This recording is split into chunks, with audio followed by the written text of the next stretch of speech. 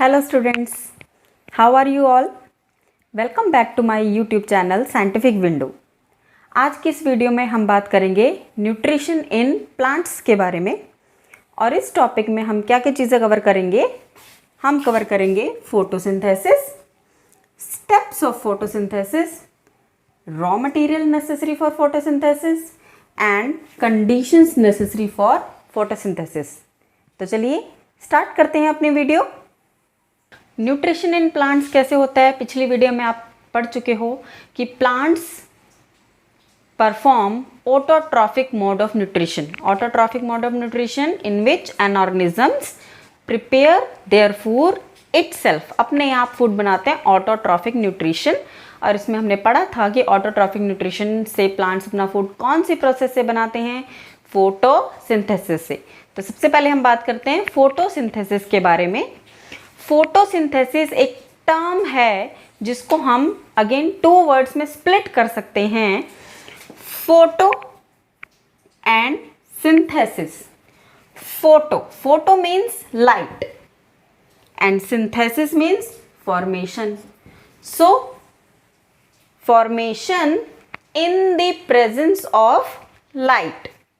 Formation in the presence of light. Formation किसकी? Formation food की। सो when plants prepare their food itself by using light energy and taking carbon dioxide and water from atmosphere, this process is called the photosynthesis. So क्या हो जाएगी definition photosynthesis की? The process by which green plants prepare their food from carbon dioxide and water by using sunlight, light energy, by using sunlight in the presence of chlorophyll is called photosynthesis. Chlorophyll की presence होनी भी बहुत ज़रूरी है क्योंकि chlorophyll ही एक ऐसा molecule है जो कि सनलाइट को ट्रैप करेगा और उस सनलाइट की वजह से ही कार्बन डाइऑक्साइड और वाटर मिलकर फूड बनाएंगी। तो चलिए देख लेते हैं इसकी रिएक्शन। ये प्लांट ने लिया कार्बन डाइऑक्साइड एटमॉस्फेयर से और ये लिया वाटर फ्रॉम द सॉइल, ठीक है। और सनलाइट यूज करके क्लोरोफिल की प्रेजेंस में क्या बन जाएगा? फूड, ठीक है। Carbon dioxide, water, in the presence of sunlight and chlorophyll, plant prepares their food. ये बन गया आपका फूड। और ये फूड किस फॉर्म में बना? ग्लूकोज की फॉर्म में। Glucose is the simplest form of food, okay, जिसमें प्लांट अपना फूड बनाते हैं। The simplest form of food is called glucose. और साथ में क्या रिलीज होती है? ऑक्सीजन, जो कि एटमॉस्फेयर में रिलीज हो जाती है, which is used by other living organism for respiration, okay. So CO2 plus water in the presence of sunlight and chlorophyll will gives us glucose C6H12O6 plus oxygen, and this oxygen is used by other animals for respiration. तो balance कर लेते हैं इस reaction को। 6CO2 plus 6H2O, C6H12O6 and 6 molecule of oxygen. So this is the whole process of photosynthesis. Okay, अब जो ये food बनाई हम पढ़ चुके हैं कि glucose is the simplest form of food, जिसमें प्लांट अपना फूड बनाते हैं, सिंपलेस्ट फॉर्म ऑफ कार्बोहाइड्रेट। अब ये फूड किस में बनता है? लीफ में बनता है, हम सब जानते हैं, बिकॉज लीफ में ही सबसे ज़्यादा क्लोरोफिल प्रेजेंट होता है और क्लोरोफिल ही सनलाइट को ट्रैप करके फूड बनाता है। तो ये मैं आपको एक डायग्राम की हेल्प से समझा देती हूँ। ये एक लीफ है, इसमें क्लोरोफिल मॉलिक्यूल्स हैं बहुत सारे, जिन्होंने ये सनलाइट एनर्जी को ट्रैप किया। सनलाइट को ट्रैप करके क्या बन गया लीफ के अंदर? ग्लूकोज, ठीक है, ग्लूकोज बन गया। अब ये जो फूड बना, इसकी रिक्वायरमेंट कहाँ है? पूरे प्लांट में है, चाहे वो the lower part of the plant roots हो और चाहे वो upper part of the plant apical region हो, नीचे और ऊपर दोनों ही तरफ फूड की रिक्वायरमेंट होती है। ये नीचे रूट्स में गया और ये नीचे अपर part of the plant. Okay, तो ये जो ग्लूकोज है ये दोनों तरफ ट्रांसपोर्ट होगा in the downward direction also to the roots and in the upward direction also to the apical parts of plant. Okay, now जो फूड एक्स्ट्रा रह गया, जो ट्रांसपोर्ट नहीं हुआ, the extra glucose, the extra carbohydrate that is stored in the plants for further use in the form of starch. Starch की form में store हो जाएगा, स्टार्च। ओके, ये क्वेश्चन बहुत फ्रिक्वेंटली पूछा जाता है कि in which form the extra glucose और the extra carbohydrate is stored in the plants. तो कौन सी फॉर्म में स्टोर किया जाता है प्लांट्स में फूड? स्टार्च की फॉर्म में स्टोर किया जाता है। क्लियर? यहां तक समझ आ गया सबको? अब बात करते हैं हम स्टेप्स ऑफ फोटोसिंथेसिस के बारे में। 3 स्टेप्स होते हैं फोटोसिंथेसिस में। फर्स्ट स्टेप है absorption of light energy by chlorophyll molecules. ये हम डिस्कस कर चुके हैं कि chlorophyll is the only molecule which can trap the sunlight, कि क्लोरोफिल ही एक ऐसा मॉलिक्यूल है जो कि लाइट को ट्रैप करता है। तो ये क्लोरोफिल कहाँ प्रेजेंट होता है? ये लीफ है आपकी एक। ओके, लीफ में क्लोरोफिल, मान लीजिए ये क्लोरोफिल मॉलिक्यूल है और लीफ में जो क्लोरोफिल मॉलिक्यूल है ये ट्रैप करेगा किसको? लाइट एनर्जी को। तो ये हो गया पहला step, absorption of light energy by the chlorophyll molecules. Light energy trap हो गई क्लोरोफिल मॉलिक्यूल से। अब दूसरा स्टेप क्या होगा? दूसरा स्टेप है conversion of light energy into chemical energy. जो ये लाइट एनर्जी ट्रैप कर ली है क्लोरोफिल ने, उसका कन्वर्जन होगा केमिकल एनर्जी में। इनके कुछ केमिकल कंपाउंड्स बनेंगे और स्प्लिटिंग ऑफ वाटर मॉलिक्यूल, कि ये जो लाइट एनर्जी ले ली है क्लोरोफिल मॉलिक्यूल ने, उसकी वजह से वाटर मॉलिक्यूल क्या होगा? स्प्लिट अप होगा, टूटेगा। कैसे? लीफ में क्लोरोफिल मॉलिक्यूल तो था ही जिसने सनलाइट एब्जॉर्ब कर ली, ये हो गया फर्स्ट स्टेप आपका। उसके बाद लीफ में वाटर भी तो प्रेजेंट है जो कि प्लांट्स ने रूट्स के थ्रू एब्जॉर्ब किया है, तो वाटर भी तो लीफ में है। जब लाइट एनर्जी वाटर मॉलिक्यूल्स पे पड़ेगी, वाटर मॉलिक्यूल्स लाइट एनर्जी की वजह से स्प्लिट अप हो जाएगा हाइड्रोजन और ऑक्सीजन में।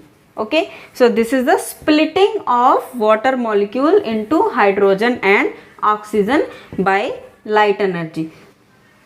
क्लियर हो गया? तो ये लाइट एनर्जी तो थी, कन्वर्ट हो गई केमिकल एनर्जी में। अब third step, reduction of carbon dioxide into carbohydrate. Reduction क्या होता है? रिडक्शन होता है किसी चीज़ में हाइड्रोजन का ऐड हो जाना या ऑक्सीजन का निकल जाना, इसको हम बोलते हैं रिडक्शन। ये आपने केमिस्ट्री में फर्स्ट चैप्टर में पढ़ा होगा, oxidation and reduction. So what is reduction? Reduction is the addition of hydrogen. तो वाटर मॉलिक्यूल ये जो ब्रेक हुआ और इसने हाइड्रोजन और ऑक्सीजन अलग अलग कर दिया, ये हाइड्रोजन जाकर जुड़ जाएगा कार्बन डाइऑक्साइड के साथ जो कि लीफ में प्रेजेंट है, जो कि लीफ ने स्टोमेटा के थ्रू बाहर से एटमॉस्फेयर से कार्बन डाइऑक्साइड एब्जॉर्ब करी हुई है। वो कार्बन डाइऑक्साइड और ये हाइड्रोजन दोनों मिल जाएंगे और क्या बना लेंगे? Food molecule, glucose molecule. देखो ये कार्बन और ऑक्सीजन तो था ही, साथ में ये हाइड्रोजन जो वाटर से मिला वो साथ में ऐड हो गया, तो ये बन गया C6H12O6 मॉलिक्यूल ग्लूकोज। ओके, और साथ में ये रिलीज हो गई ऑक्सीजन जो कि रेस्पिरेशन के लिए अदर एनिमल यूज कर लेंगे। ठीक है, सो ये हो गया रिडक्शन ऑफ कार्बन डाइऑक्साइड, कि कार्बन डाइऑक्साइड के अंदर एडिशन हो गया हाइड्रोजन का to form the carbohydrate. Carbohydrate की सिंपलेस्ट फॉर्म ग्लूकोज फॉर्म हो गई। So these are the 3 steps of photosynthesis. First step is the absorption of light energy by chlorophyll, कि लाइट एनर्जी क्लोरोफिल मॉलिक्यूल ने trap करी। Second, conversion of light energy into chemical energy. And splitting of water molecules. Light energy की वजह से water molecule split हुआ hydrogen और oxygen में, और थर्ड स्टेप में जो हाइड्रोजन था वो कार्बन डाइऑक्साइड के साथ ऐड हो गया, तो कार्बन डाइऑक्साइड रिड्यूस हो गया टू कार्बोहाइड्रेट्स और बन गया फूड। तो ये हो गई फोटोसिंथेसिस की प्रोसेस। अब इसमें एक बात नोट करने वाली है कि इस प्रोसेस में लाइट एनर्जी किस में कन्वर्ट हो गई है, केमिकल एनर्जी में। ये केमिकल कंपाउंड बन गया ना एक फूड एक केमिकल कंपाउंड है, तो लाइट एनर्जी जो थी वो केमिकल एनर्जी में कन्वर्ट हो गई है, केमिकल एनर्जी। क्योंकि हम पढ़ते हैं कि energy can neither be created nor be destroyed, it can only be changed from one form to another. एक फॉर्म से दूसरी फॉर्म में हम उसको चेंज कर सकते हैं, लेकिन ना ही हम एनर्जी को क्रिएट कर सकते हैं और ना ही हम डिस्ट्रॉय कर सकते हैं। तो यहाँ पे जो सनलाइट एनर्जी एब्जॉर्ब हुई है, लाइट एनर्जी एब्जॉर्ब हुई है, वो किस में चेंज हो गई है, केमिकल एनर्जी में, in the form of chemical compound of carbohydrate. तो light energy into chemical energy हो गया इस प्रोसेस में। So this is the whole process of photosynthesis. हमारे हो गए स्टेप्स कवर्ड। आई होप आपको यहाँ तक समझ आया होगा। नेक्स्ट स्टेप है न्यूट्रिशन इन प्लांट्स का, raw material needed for photosynthesis. कि फोटोसिंथेसिस के लिए कौन कौन से रॉ मटेरियल्स चाहिए। तो सबसे पहला रॉ मटेरियल है कार्बन डाइऑक्साइड। कार्बन डाइऑक्साइड चाहिए प्लांट्स को अपना फूड प्रिपेयर करने के लिए। ये कार्बन डाइऑक्साइड प्लांट कहाँ से लेते हैं, ये कार्बन डाइऑक्साइड लेते हैं प्लांट्स एटमॉस्फेयर से। एटमॉस्फेयर आप पढ़ते हो कि air is a mixture of gases, उसमें ऑक्सीजन भी है, कार्बन डाइऑक्साइड भी है, 21% oxygen, 0.03% carbon dioxide, okay, nitrogen है, आर्गन है, समुद्र गैसेज हैं, वाटर वेपर्स हैं, सब कुछ एटमॉस्फेयर में प्रेजेंट है। सो air is a mixture of gases. तो एटमॉस्फेयर से कार्बन डाइऑक्साइड ले लेते हैं प्लांट्स। कैसे लेते हैं, लीफ के अंदर छोटे छोटे टाइनी पोर लाइक स्ट्रक्चर्स होते हैं जिनको हम बोलते हैं स्टोमेटा। ये लीफ है, ठीक है, लीफ के सरफेस पे, ऊपर वाले सरफेस पे कम होते हैं, नीचे वाले सरफेस पे ज्यादा होते हैं छोटे छोटे पोर लाइक स्ट्रक्चर जिनको हम बोलते हैं stomata.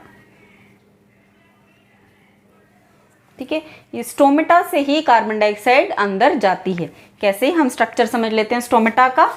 Stomata is a pore like structure, एक छोटा सा छेद है जिसके चारों तरफ, दोनों तरफ 2 किडनी शेप्ड सेल्स हैं। Kidney shape, bean shaped cells हैं, इनको हम बोलते हैं गार्ड सेल्स।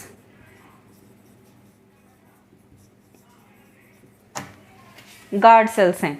गार्ड सेल्स का अपना न्यूक्लियस भी होता है और इसके अंदर ये क्लोरोफिल मॉलिक्यूल भी प्रेजेंट हैं, ओके। और guard cells are surrounded by the epidermal cells of leaf.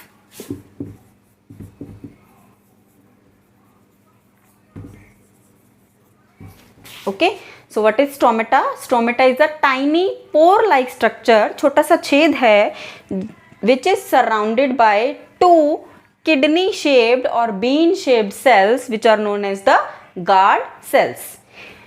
और गार्ड सेल्स सराउंडेड होती हैं एपिडर्मल सेल से। तो ये लीफ के ऊपर वाले पूरे सरफेस पे, नीचे वाले पूरे सरफेस पे एपिडर्मल सेल्स की लेयर होती है और उसके बीच बीच में कहीं कहीं छोटे छोटे स्टोमेटा प्रेजेंट होते हैं।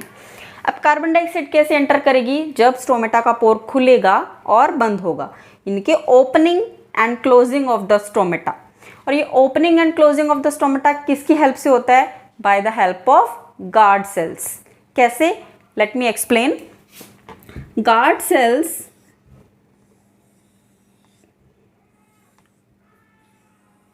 जो हैं, इनके अंदर जब वाटर मॉलिक्यूल्स चले जाते हैं, जब गार्ड सेल्स के अंदर पानी भर जाता है तो गार्ड सेल्स स्वेल अप हो जाते हैं, फूल जाते हैं। और फूल जाते हैं तो ये बीच का जो स्पेस है वो खुल जाता है इस तरह से।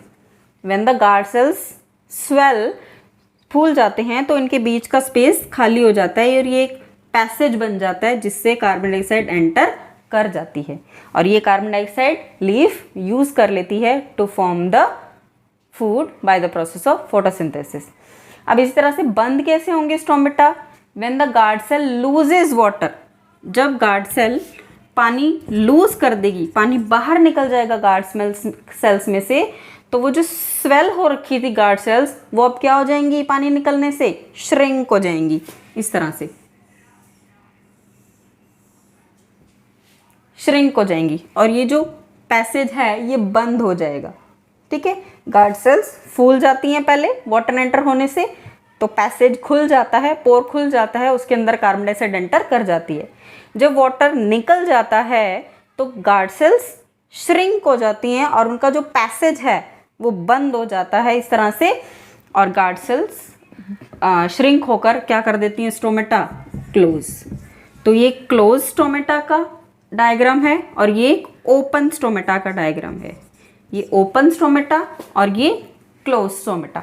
ठीक है, तो इस तरह से ओपनिंग और क्लोजिंग होती है गार्ड सेल्स की by the entry and exit of water. तो गार्ड सेल्स की ओपनिंग और क्लोजिंग की वजह से, स्टोमेटा की ओपनिंग और क्लोजिंग की वजह से कार्बन डाइऑक्साइड प्लांट्स को मिल जाती है for the process of photosynthesis as a raw material. Clear? अब दूसरा रॉ मटेरियल है वाटर। वाटर कैसे मिलता है प्लांट्स को? आप जानते हो वाटर हम कहाँ डालते हैं प्लांट्स के लिए? सॉइल में डालते हैं। ठीक है, ये मान लीजिए एक प्लांट है, ठीक है, और ये प्लांट्स की क्या हैं? Roots.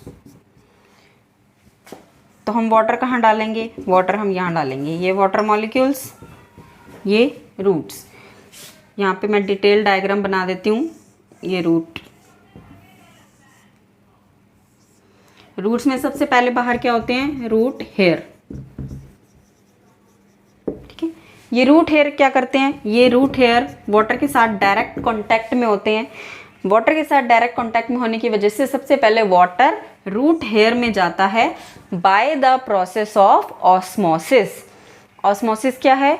Osmosis is a movement of water molecules from high concentration to low concentration. जब वाटर हाई कंसंट्रेशन से लो कंसंट्रेशन की तरफ जाता है तो इस प्रोसेस को हम बोलते हैं ऑस्मोसिस। तो वाटर ऑस्मोसिस की प्रोसेस से सॉइल से रूट हेयर में एंटर कर जाता है और फिर रूट हेयर से रूट में, रूट से फिर स्टेम में, स्टेम से फिर लीफ में। तो इस तरह से लीफ में वाटर पहुंच जाता है। अभी हम वाटर का ट्रांसपोर्ट डिटेल में नहीं पढ़ेंगे क्योंकि उसको हम ट्रांसपोर्टेशन टॉपिक उसमें कवर करेंगे, फुल ट्रांसपोर्टेशन ऑफ वाटर उसमें कवर करेंगे। तो अभी मैं सिर्फ आपको इतना बता रही हूँ कि वाटर का ट्रांसपोर्ट कैसे होता है, वाटर कैसे पहुँचता है लीफ तक। वाटर पहुँचता है लीफ तक by the process of osmosis through the root hairs. Okay, तो ये हो गए रॉ मटेरियल्स। कौन कौन से रॉ मटेरियल्स चाहिए? Carbon dioxide and water. So these are the two raw materials which are needed by plants for the process of photosynthesis. Clear?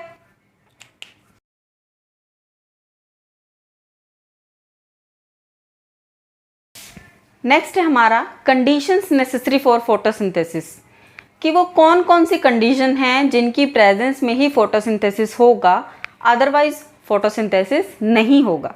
तो पहली कंडीशन है हमारी सनलाइट,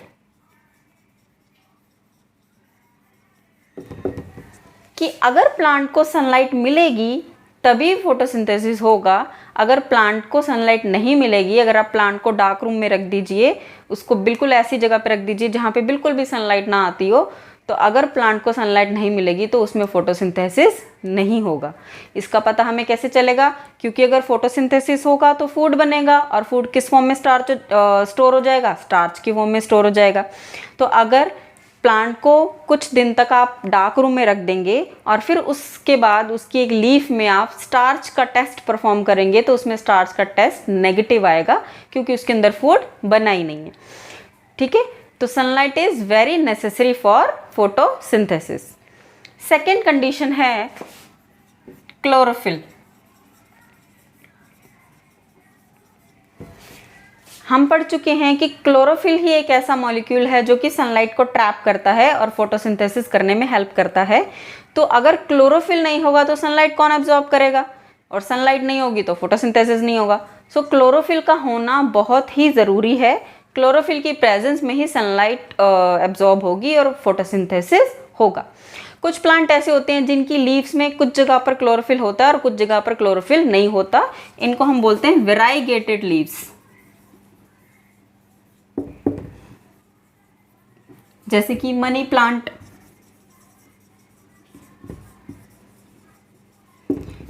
मनी प्लांट में आप देखते हो कि कुछ पार्ट उसके ग्रीन होते हैं लीफ के और कुछ पार्ट येलो भी होते हैं।